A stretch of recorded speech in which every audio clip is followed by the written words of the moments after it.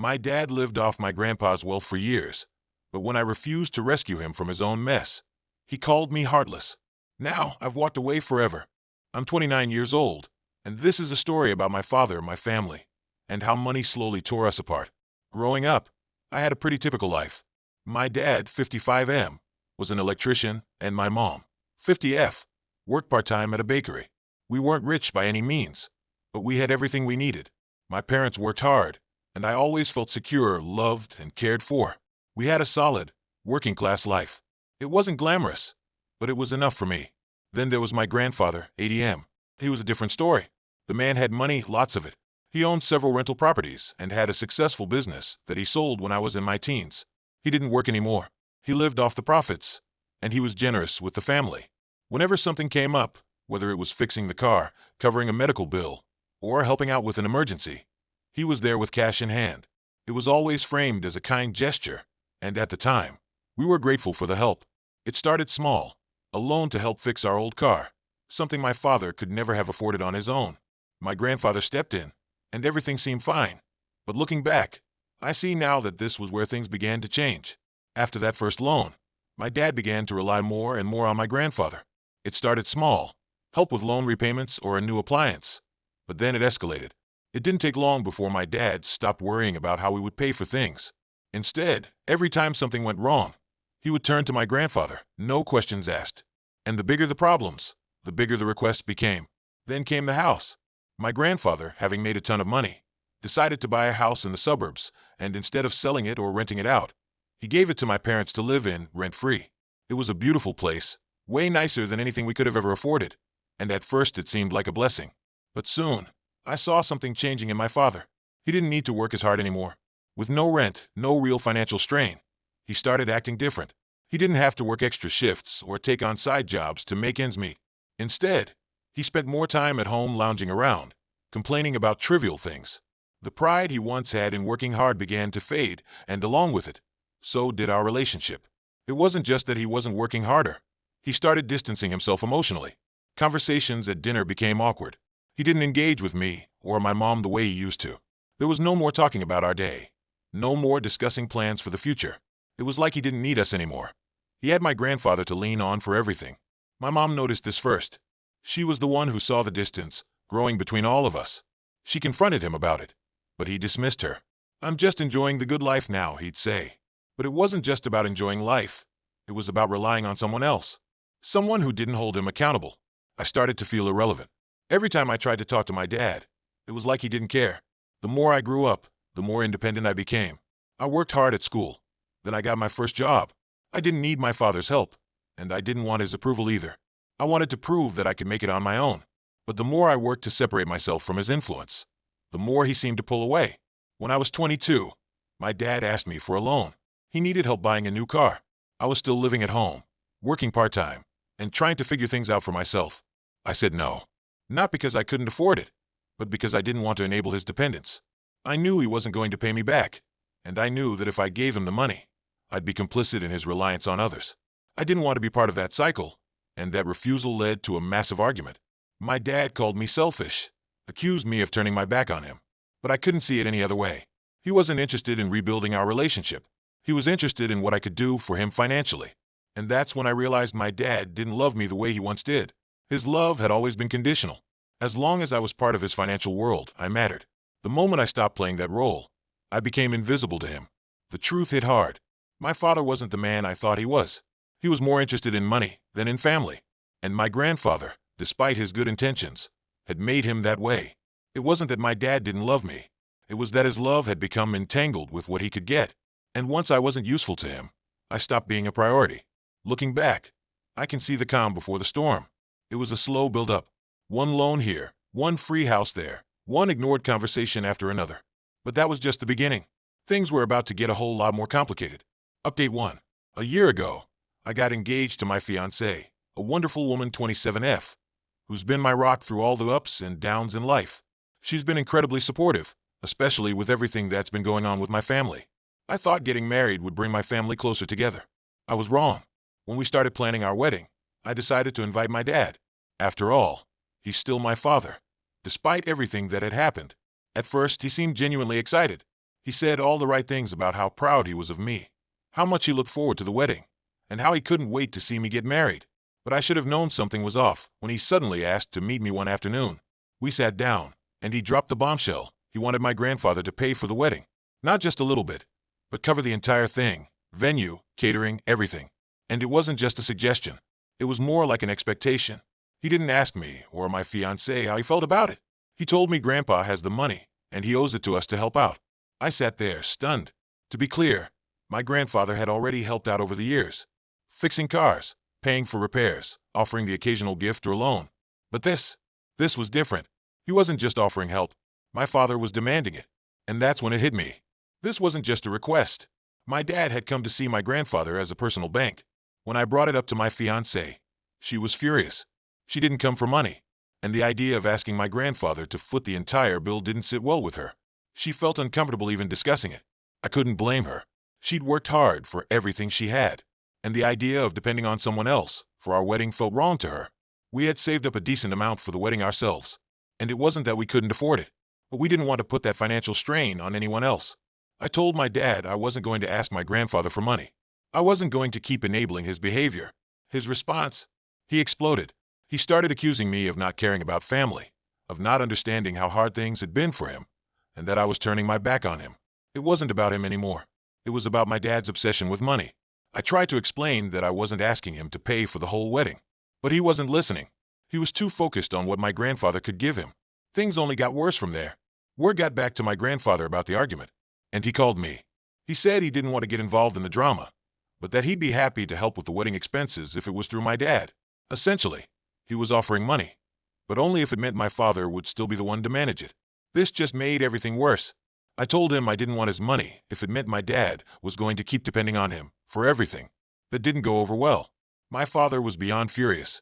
He couldn't believe I was turning down help from family. He called me selfish, accused me of cutting him out of my life for good. The thing is, it wasn't about the money. It never was. It was about the principle. I wasn't going to keep playing along with my dad's idea that money equals love. If I wasn't giving him money, I was nothing to him. That was his view. By this point, things had gotten so tense that my mom was caught in the middle. She sided with me, trying to explain that this was about setting boundaries, but my dad wasn't hearing it. He was so fixated on the idea of my grandfather paying for the wedding that he made it clear he wouldn't attend if my grandfather wasn't involved financially. And that's when I realized it wasn't about the wedding. It was about him wanting my grandfather to foot the bill for everything in his life. The days leading up to the wedding were exhausting. I spent more time arguing with my dad than planning the wedding. The stress of it all started affecting me. I could feel the emotional toll it was taking. It wasn't about a celebration of love and commitment anymore. It had become a power struggle over money, and my father's side of the family was only too happy to let it happen. Then, on the day of the wedding, I looked around and realized my dad wasn't there. He had decided not to come because my grandfather wasn't helping him. He made it clear that without his financial involvement, he wouldn't be there to celebrate my special day. That was the breaking point. It wasn't just about the wedding anymore. It was about my whole relationship with my father. He'd made it clear that he didn't care about being there for me as a parent. He cared about what I could do for him financially. After the wedding, I tried to reach out to my dad. I wanted to fix things. I wanted a relationship that wasn't tainted by money. But he ignored me. He was too deep in his own world to care about rebuilding what we once had. That's when I realized that my father wasn't the man I thought he was. His love for me had always been conditional, tied to what he could get. I couldn't let that affect my life any longer. Update to a few months after the wedding. Just when I thought things might start to settle down, my father called me in a panic. He claimed that he was in serious financial trouble and needed help paying for his bills. At first, I wasn't sure how serious he was. He'd always had a way of making things sound worse than they were. But when I dug into the situation, it became clear that he wasn't exaggerating. He was in deep. It turns out that for months, my dad had been living beyond his means. He'd started taking out loans, maxing out credit cards, and buying things he couldn't afford. My mother confirmed it when I asked her. She told me that he hadn't been working for months. He wasn't just avoiding extra shifts. He had stopped working entirely. The house my grandfather had given him was beautiful, but it wasn't enough. He'd kept racking up expenses, and now he was asking me for help. I didn't know what to say. I'd been down this road before, with him relying on my grandfather and asking me for money. I couldn't just give him money to bail him out of a situation he'd created for himself. I had my own savings to think about and responsibilities of my own. I didn't feel it was my place to fix his financial mistakes.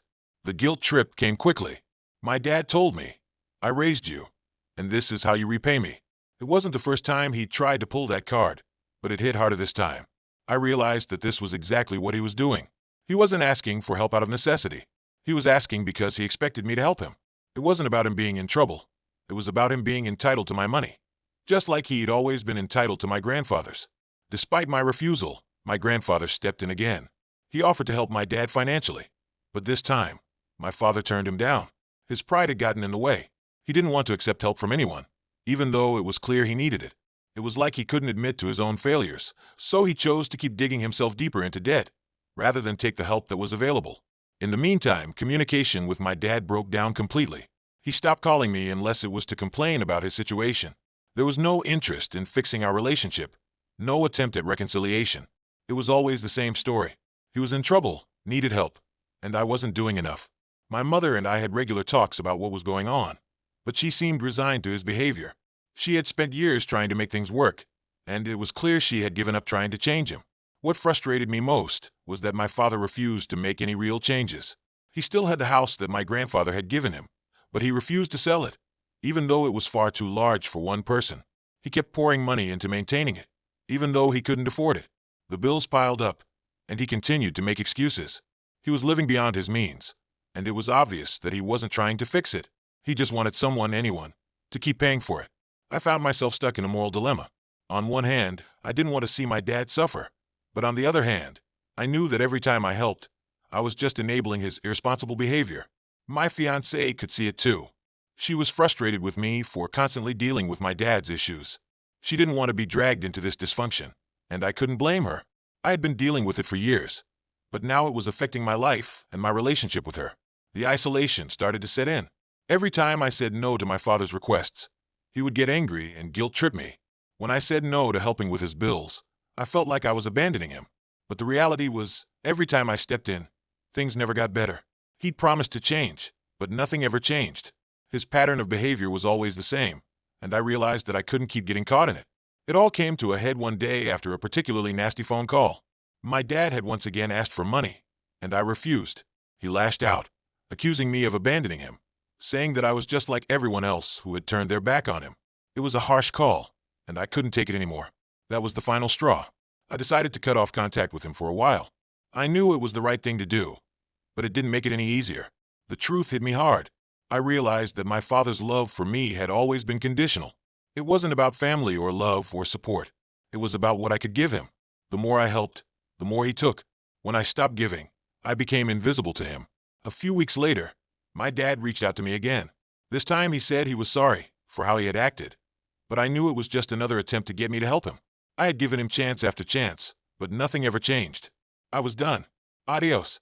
I had come to terms with the fact that my father didn't love me the way I needed him to. His love had always been tied to financial support. He needed me to bail him out. But the truth was, I couldn't do it anymore. I had to prioritize my own life, my relationship, and my values. I couldn't let his financial issues define my existence anymore. Update 3. It had been 6 months since I cut contact with my dad. I was starting to feel some relief, like the weight of all his demands and emotional manipulation was lifting off my shoulders. I was focused on my own life, my relationship, and moving forward. But of course, I should have known better. It was never that simple. One afternoon, I got a call from him. It wasn't the usual guilt trip or a demand for money. This time, my father was desperate. He claimed that he had nowhere to go. He told me that he'd been kicked out of the house my grandfather had given him. Apparently, my dad had stopped making any effort to take care of the property, and my grandfather had finally had enough. He told my dad that he needed to figure things out on his own. I didn't know what to think. I wasn't even sure if I believed him. Part of me felt guilty. This was my father, after all. But the other part of me felt like I had been through enough. My mom, though, called me in tears. She said my dad was unbearable to live with. He was sinking into depression, and she didn't know what to do. She begged me to help him. I felt trapped. On one hand, he was my dad, and he was in trouble. On the other hand, this was the same man who had manipulated me for years. I didn't know if I could take another round of emotional blackmail. I wasn't sure if I even wanted to. My father didn't give up. He called me a few days later, asking if he could stay with me and my fiancée for a while until he got back on his feet. We had just moved into a new apartment, and the idea of him living with us was overwhelming. My fiancée was understandably uncomfortable with it. She had been supportive of me through everything. But having my father in our space would have been too much. I set my boundaries again. I told my dad that I couldn't let him move in with us.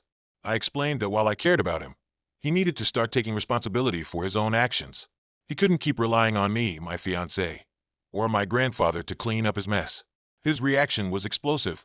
He accused me of being cold-hearted, selfish, and turning my back on him. He reminded me how much he had given up for me over the years. "I've done everything for you, and now you're treating me like this," he said. It felt like an emotional punch. I started second-guessing myself. Maybe I was being too harsh. Maybe I should have offered him some help, even just a place to stay. But then I remembered everything he had put me through. The years of financial manipulation, the emotional neglect, the constant sense of entitlement. It was always about him, about what he needed, what he wanted, and how he could get it from me or my grandfather. I couldn't let myself fall back into that trap. My fiancée stood by me, reminding me that I couldn't let my father continue to take advantage of me. She reminded me of the emotional toll his behavior had taken on our relationship. She said I had done enough, that it was time for him to start figuring things out on his own. A few days later, my father called again. This time, his voice was shaky. He was crying. He told me that he had nowhere else to go and that he'd end up on the streets if I didn't help him. The weight of his words hit me hard. It felt like he was pushing all my buttons again, making me feel guilty for not helping him. I started to feel the pressure. I agreed to meet him in person to talk things through. We met at a coffee shop, and for the first time in years, he seemed genuinely vulnerable. He admitted that he had made terrible choices, that he was scared of what his future held. He said that losing the house had been the final blow, and now he didn't know where to turn. I listened to him. It was the first time he'd ever taken accountability for his actions. He wasn't making excuses. He wasn't blaming anyone else. It was like he was finally owning up to the fact that his life had spiraled out of control. But I couldn't ignore the years of behavior that had led to this point. That afternoon, my grandfather called me. I wasn't expecting it. He apologized for how he had treated both me and my father. He said he realized that he had been enabling my dad's behavior for too long, and that he wanted to find a way to help him without making him reliant on handouts. It was unexpected, but I could hear the regret in his voice. After discussing it with my fiancée and my grandfather, I decided to offer my father a compromise. I told him he could stay in a small guest house my grandfather owned for a few months, but only if he made a real effort to change his life. He needed to find a job, take responsibility for his actions, and stop relying on others to fix things for him. No more free rides. My father reluctantly agreed. I could tell he was hurt by the conditions I set, but he accepted them. It felt like a bittersweet victory. I had set my boundaries, but I knew that the relationship was still fractured. Things weren't magically fixed. He was still the same person, and I wasn't sure if he would ever truly change, but at least I had done what I could to help him while still protecting myself. The situation wasn't perfect, but for the first time in a long time, I felt like I was doing the right thing. I had set clear boundaries, and I had given him a chance to prove that he could take responsibility. It wasn't going to be easy, but it was the only way forward. Update 4. Things didn't go as smoothly as I hoped when my father moved into the guest house my grandfather had offered him. At first, it seemed like he was actually trying. He got a part-time job, started doing some minor repairs around the guest house, and even seemed like he was taking some responsibility for himself. For a brief moment, it felt like there might be hope. Maybe he was finally getting the message that he couldn't just rely on others forever. But that didn't last long. Within a few weeks, I started noticing that his effort was fading. He spent more and more time on his hobbies, stuff like watching TV and working on his old car, and less time focusing on getting his life together. The job he had taken wasn't full-time, but it seemed like he wasn't even trying to make it work. He complained about the hours or how hard it was to find better work at his age. I'd hear him make excuses like, "It's hard to get good hours at my age," or "I'll never make the kind of money I used to." The same excuses I had heard for years. It was like he wasn't even trying to help himself. I wasn't the only one noticing it. My fiancée, who had been supportive up until now, was growing frustrated. She saw him living in the guest house, taking things easy, and she could tell he wasn't really doing the work to get back on his feet. She didn't want to be dragged into the dysfunction anymore.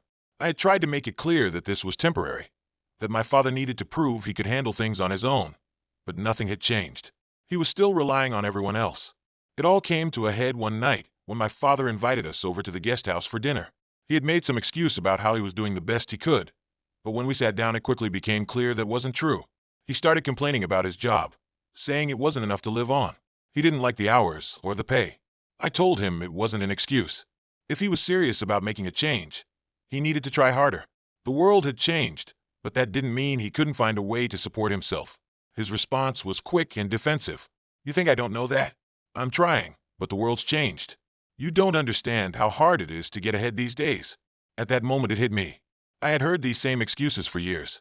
The world might have changed, but that didn't mean he couldn't adapt or put in the effort. It was the same story he had been telling for years, and I couldn't keep letting him off the hook. But even after everything, it was hard to break the emotional cycle. Every time I tried to push him, it felt like I was being dragged back into the same old patterns. I didn't want to be stuck in this cycle of disappointment and frustration, but it was hard to keep saying no. A few days after that dinner, my grandfather called me. He was worried about my father. He didn't want my dad to turn into a permanent guest in the guest house. He had hoped that this would push my father to get back on his feet. But instead, he was seeing the same behavior from my dad, no real effort, just lip service. I knew my grandfather was right, but it didn't make it any easier. My father wasn't even pretending to change anymore. He had started asking my grandfather for more financial help, despite being given the opportunity to work and take care of himself. It was like nothing had changed. That was when I realized I couldn't let this continue. I had to set firmer boundaries. I called my father and told him that he needed to make a real effort to get back on his feet. If he didn't show significant progress in the next month, he would have to leave the guest house. He didn't take the news well. He exploded, calling me ungrateful and accusing me of always being the perfect child who never needed anything. That was the moment it became clear no matter what I did, he would never see me as an equal. In his eyes, I was the one who had it all together, and he was the one who had given up everything for me. I realized then that I couldn't keep waiting for him to change. No matter how much I wanted him to, he wasn't going to. The situation forced me to confront my feelings of resentment. I had spent so much of my life hoping he would change that one day he would step up and become the father I needed. But it had never happened. I had done everything I could, and it wasn't enough. It wasn't about me anymore. It was about him refusing to take responsibility for his actions. I gave him one final warning. I told him that if he didn't show real progress within the next month, he would have to leave the guest house. It was one of the hardest decisions I had ever made. I didn't want to kick him out, but I couldn't continue to enable him either. I had to protect my own life and my relationship, and I couldn't keep letting him drag me into his mess. Despite my warning, my father continued to deny that there was anything wrong with his behavior. He still believed I was being unfair, and it became clear that he wasn't going to change. I had done everything I could to help him, but it was time to let him figure things out on his own.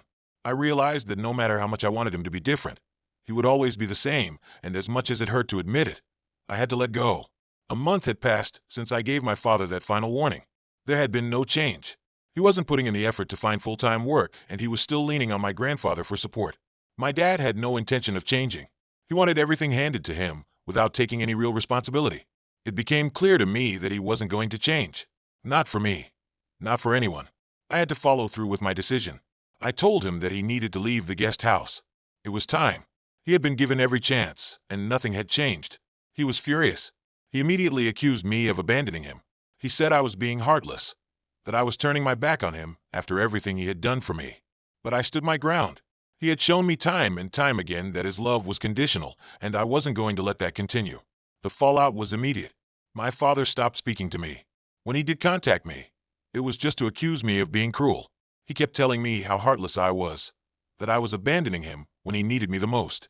I felt a deep sense of loss, but there was also a strange sense of relief. For the first time in a long time, I didn't feel like I was walking on eggshells, afraid to say no. I had made the decision, and I was sticking to it. My grandfather, who had always been involved in the financial side of things, stepped in again. He offered to help my father find a new place to live. But this time he made it clear that my dad had to prove he could take care of himself first. My grandfather wasn't going to be enabling him any longer. He was done watching my father drag us both down. Over the following weeks, I came to terms with something I had been avoiding for a long time. My father was never going to be the person I wanted him to be. His actions had shown me that he was more interested in using others for support than in changing his life. He wasn't going to take responsibility for his actions, and I couldn't keep waiting for him to. It was painful, but I had to accept that he wasn't going to change. My mom took the news hard. She was heartbroken by the separation, but she understood why I had to make this choice. She had been living with the same frustration for years. She had hoped he would change, just like I had, but deep down I think she knew he wouldn't. She was just as tired of carrying him as I was, but it still hurt her to see our family torn apart like this. I sent my father a final letter. I told him that I would always love him, but I couldn't continue to enable his toxic behavior. I couldn't keep pretending that things would change when they never did. I told him it was time for both of us to move on. I needed to move on with my life, and that meant stepping away from the constant cycle of emotional manipulation. Letting go wasn't easy. Despite the decision, I found myself grieving the loss of the father I thought I had, the one I had always hoped would change. It was hard to accept that the man I had been trying to fix was never going to be the man I wanted him to be. But deep down, I knew it was the only way I could have a healthy future. I couldn't keep letting his failures dictate my life. Throughout all of this, my fiancée was there for me. She supported me every step of the way. She knew how much this had affected me, and she helped me through the tough moments. She never once doubted my decision. She reminded me that I had done everything I could to help my father, but it was time for me to protect myself and our relationship. The experience taught me a lot about myself. I grew stronger.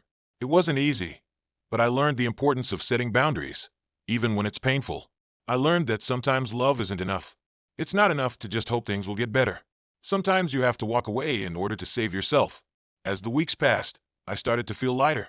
The tension that had been hanging over me for years started to dissipate. My father tried reaching out a few times after he left the guest house.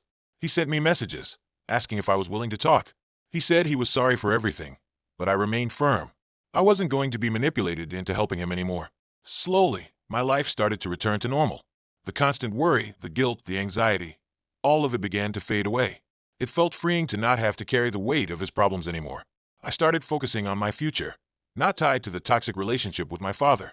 I could plan for my future without the constant fear of his demands hanging over me. Healing was a slow process. My relationship with my mother improved as well. She no longer had to carry the burden of my father's failures alone.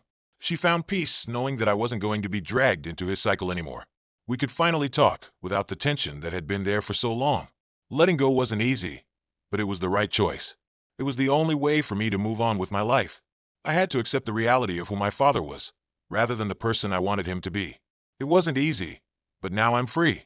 Free from the constant emotional manipulation. Free to live my life, build my future, and focus on what truly matters. I have no regrets.